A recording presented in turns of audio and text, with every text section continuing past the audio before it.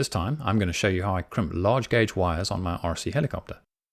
I'm going to remove an existing ESC and replace it with a YGE that I want to test, and we'll do all of that without any soldering. Afterwards I'll show you the crimper and terminals I use, and I'll let you know where to get them, and then I'll explain the advantages of doing it this way as well as some tips for crimping. With the magic of video, we'll fast forward through a lot of the boring stuff. Blades and canopy off first so we can get at the ESC.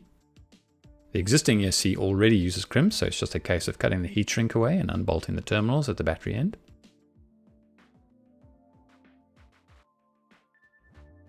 The motor leads are the same. Remove the heat shrink and bolts. These are cap head bolts, which are quite big, so I'll be replacing those with button heads and thin nuts for a lower profile and a tiny bit of weight saving. I guess this isn't quite as quick as unplugging a traditional motor connector, but I do like that it's nicely separated and you don't have to worry about bundled connectors wearing through the heat shrink and shorting out. Then we'll remove the receiver leads and unbolt the ESC from the tray, and we're ready to start.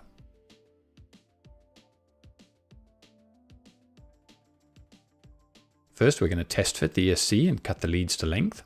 The battery leads aren't too important, as you can customize the battery harness at any time. Have a play with the motor leads to find the best fit, and there are a few ways these can be laid out, so you don't have to cut them too short. Now it's time to do the crimp. Hold the terminal next to the ends to figure out how much insulation to strip off. Ideally you want the wires inserted all the way forward so they're visible through the observation window. The terminals have specifications on the wire gauge they suit, but I just picked the one that is the tightest fit. You don't want any strands sticking out or excess exposed wire.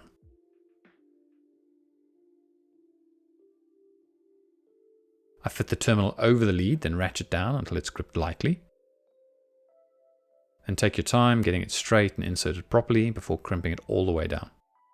You want to be using the right size jaw so the terminal doesn't distort, and the crimp should be in the center of the tube.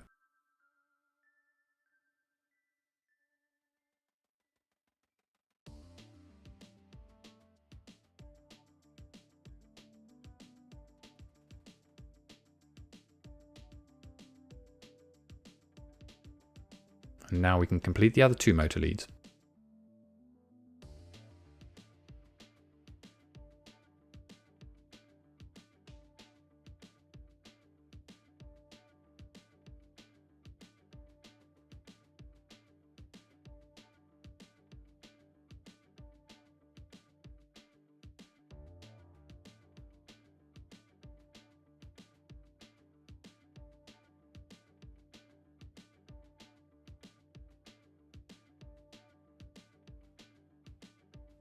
The battery leads on the YGE are bigger than the motor leads, so we'll use a terminal with a bigger tube. In this case it's a 6.5.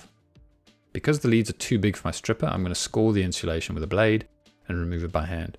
You don't want to nick or remove any of the strands, as this will lead to a weaker connection.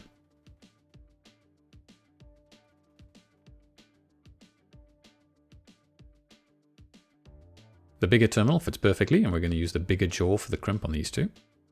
Once again, take your time lining them up and get the crimp in the middle.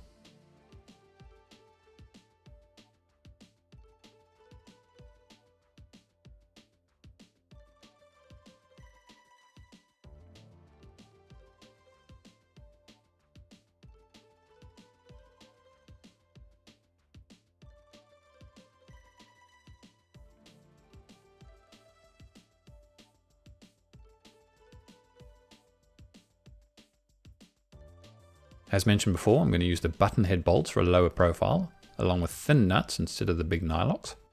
So we'll need 5 M5 by 8mm bolts, 5 nuts and 10 washers.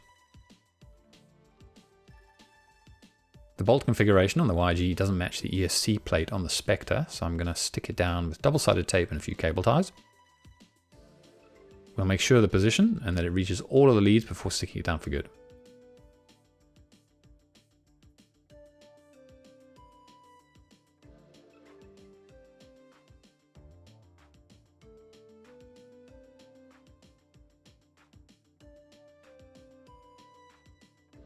Now we can bolt the terminals up and cover them with heat shrink.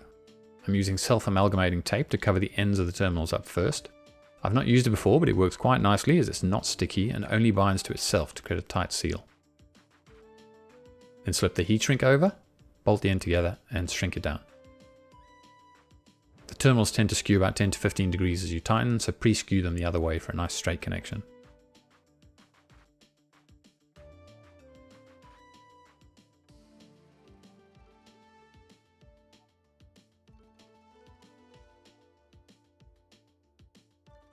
The motor leads are similar. I'm putting self-amalgamating tape on them as well. You stretch it to get a good fit and then it sticks to itself. I've been told Plastidip also works well, so I might try that next time.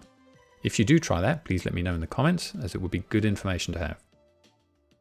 Slip the heat shrink on, bolt them up and shrink it down.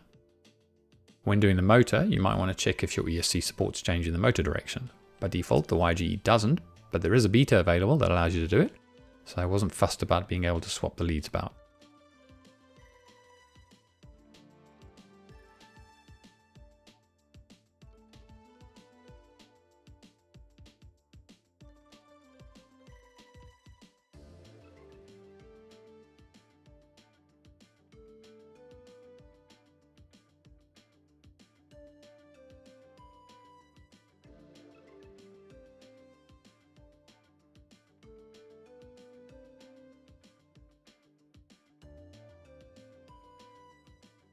To complete the wiring, I'll just put some protective tape over the edges of the carbon frame where it might touch, and plug the receiver harness in and connect out.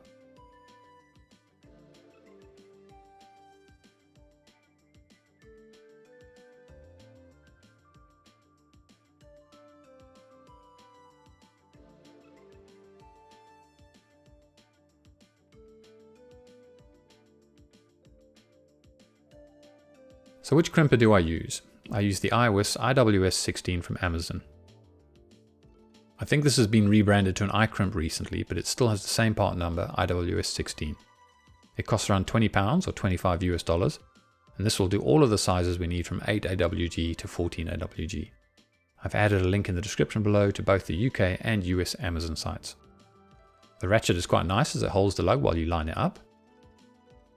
There's also an adjustment for how tight the crimp should be. I've left this at the factory default of 2 for now.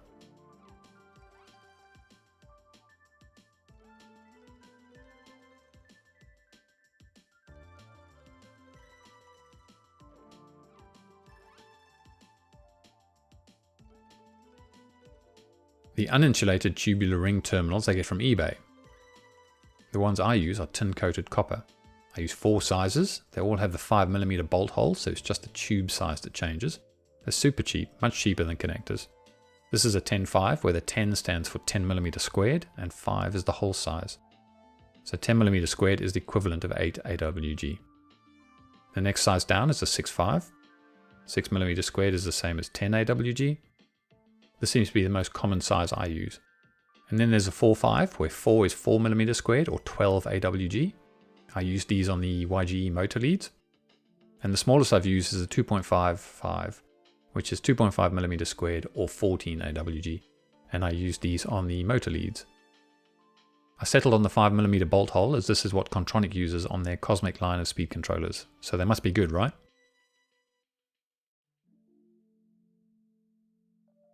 So I have read that with solid wire instead of multi-strand, you should be soldering the terminals instead of crimping. I did that on one motor and it was fine. The terminals discolored a bit and you get a bit of solder leaking out of the observation port or on top if it's too full, but it worked okay.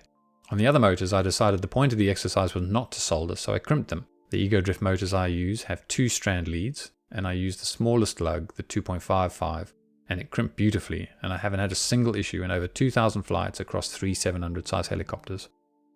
The biggest advantage, other than doing less soldering, is the use of custom battery leads. I'm using the Quick Connect system from XL Power, and although it's awesome, I might want to change one day. And if I want to change, it's as easy as soldering up a new harness on the bench, EC56S, EC512S, AS15012S, whatever. If you're struggling with soldering, this is especially nice, as when you mess it up, you just make another one. Then you undo the terminals, remove the Quick Connect mount, attach the new harness, and you're ready to go. And here's a great idea. If you're traveling somewhere and you can't take your batteries, but your host has some with a different connector, make a battery harness to fit his batteries and take it along. This is just to show you how I do as little soldering as possible. Not because I'm bad at soldering, but because I'm better at crimping. In fact, I have a 100% success ratio with crimping so far. Connectors are getting expensive these days and quality ring terminals are relatively cheap. I converted all of my helicopters over for less than £40 and that included buying the crimper. And it took me less than 3 hours to learn and change them all with none of the frustration I get with soldering sometimes. I use it everywhere that makes sense. I even use them to make custom parallel charge leads. Until next time.